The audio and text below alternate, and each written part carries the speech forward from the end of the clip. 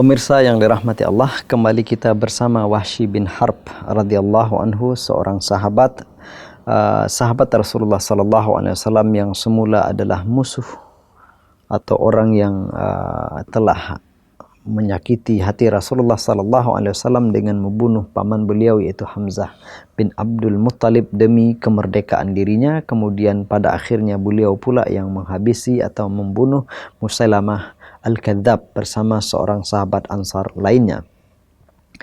Demikian beliau menjalani hidup setelah Rasulullah sallallahu alaihi wasallam wafat, dan beliau pun wafat dan dikuburkan di kota Hims atau Homs di daerah Suriah saat ini. Pemirsa yang dirahmati Allah, mari kita lihat juga atau mari kita ambil beberapa hikmah dari kisah Wahsy bin Harb ini. Tentu apa yang kita baca atau apa yang kita pelajari dari sahabat-sahabat Rasulullah sallallahu alaihi wasallam tentunya menjadi pelajaran berharga bagi kita semua. Di antara pelajaran itu yang pertama adalah apa yang ditunjukkan oleh Rasulullah sallallahu alaihi wasallam itulah sesungguhnya hakikat dari keikhlasan, ketauhidan kepada Allah Subhanahu wa taala.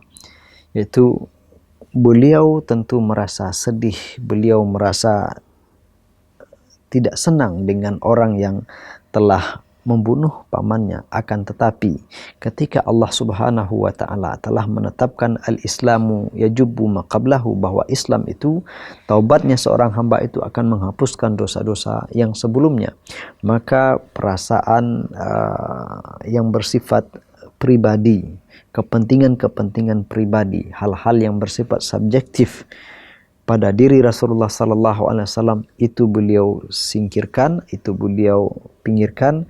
Maka yang harus dijalankan adalah ketetapan dari Allah Subhanahu wa taala. Itu adalah hakikat dari keikhlasan dan ketauhidan kita kepada Allah Subhanahu wa taala, bahwa ketaatan yang paling tinggi hanyalah kepada Allah. Tentu tidak seorang pun yang merasa lega dan bisa sedemikian mudahnya menerima karib kerabatnya, bahkan orang yang sangat beliau sayangi, orang yang juga sangat menyayangi Rasulullah sallallahu alaihi wasallam. Dan kita tahu bagaimana kisah masuk Islamnya seorang Hamzah bin Abdul Muttalib, dan beliau kemudian dibunuh oleh Wahsy bin Harb.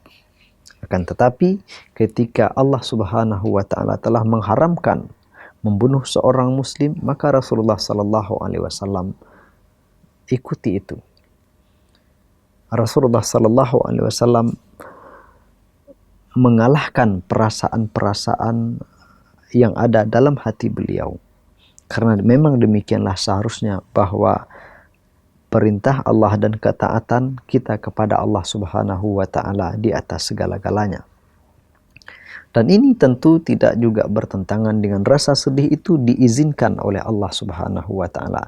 Tidak dengan serta-merta Rasulullah bisa melupakan paman beliau.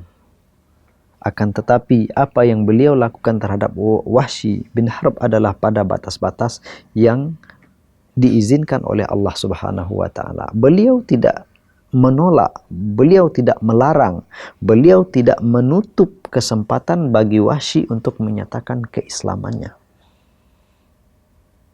Beliau tidak menolak Wahsy, beliau tetap izinkan, beliau tetap terima beliau, yaitu beliau tetap terima Wahsy bin Harb untuk masuk Islam.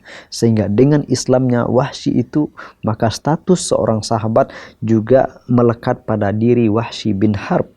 Jika semula mungkin semua orang berniat akan mencelakai dia, maka setelah masuk Islam, dan kita sebagai umat Nabi Muhammad sallallahu alaihi wasallam, begitu disebutkan nama Wahsy bin Harb, kita tetap harus mendoakannya radhiyallahu anhu. Karena orang yang menjadi sahabat adalah mereka yang berjumpa dengan Rasulullah sallallahu alaihi wasallam, kemudian beriman dengan beliau dan mati dalam keadaan keimanannya itu. Dan itulah yang dimiliki oleh seorang Wahsy. Walaupun pada awalnya keislaman beliau itu karena takut atau mencemaskan keselamatan dirinya, dan dia juga sudah berupaya untuk menyelamatkan diri dari ancaman Rasulullah dan kaum muslimin. Akan tetapi Allah Subhanahu wa Ta'ala Maha Pengasih, Maha Penyayang. Allah punya cara-cara tersendiri untuk menyelamatkan hamba-hambanya dari kesesatan dan siksaan api neraka. Yang pertama, bahwa perintah Allah, ketaatan kita kepada Allah harus berada di atas segala-galanya. Termasuk itu hal-hal yang bersifat pribadi, kepentingan kita, kecintaan kita, kesukaan kita kepada seseorang. Kemudian yang kedua, pemirsa yang dirahmati Allah, kita juga bisa melihat bahwa seorang yang di awalnya orang yang telah membunuh sahabat Rasulullah sallallahu alaihi wasallam, orang yang telah membunuh paman Rasulullah sallallahu alaihi wasallam, tetapi Islam tetap membukakan pintu untuknya untuk menjadi hamba Allah yang mulia. Allah berikan kesempatan kepadanya untuk menjadi sahabat Rasulullah sallallahu alaihi wasallam yang kemudian ketika kita sebut namanya kita doakan radhiyallahu anhu. Artinya pertama, kita harus tetap optimis dalam mengajak dan menyampaikan agama ini kepada siapa saja, karena hidayah at-taufik itu dari Allah Subhanahu wa Ta'ala. Tugas kita hanyalah menyampaikan. Kemudian al-ibratu bil khawatim, bahwa yang akan dilihat itu adalah khatimahnya, penutupnya. Bagaimana seseorang itu menutup usianya di dunia ini. Mungkin dia telah melakukan kesalahan-kesalahan, akan tetapi Allah Subhanahu wa Ta'ala selalu membuka rahmatnya, selalu membuka taubatnya untuk hamba-hamba yang dikehendakinya dan hamba-hamba yang bersungguh-sungguh untuk mendapatkannya. Karena itu jangan tergesa-gesa untuk memvonis seseorang sesat, memvonis seseorang tidak mungkin mendapatkan hidayah dari Allah Subhanahu wa Ta'ala. Karena tugas kita adalah untuk mengajaknya agar berada di jalan Allah Subhanahu wa Ta'ala, bukan memastikan dia telah berada di situ, karena yang berkuasa untuk itu hanya Allah Subhanahu wa Ta'ala dengan taufik dan hidayahnya, sementara kita hanya mengajak dan mengajak.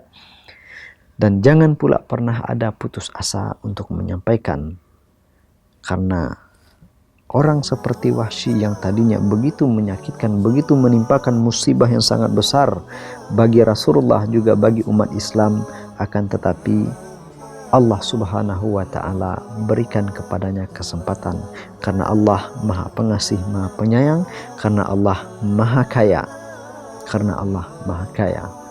Demikian pemirsa yang dirahmati Allah, subhanaka Allahumma bihamdik, asyhadu an la ilaha illa anta, astaghfiruka wa atubu ilaik. Assalamualaikum warahmatullahi wabarakatuh.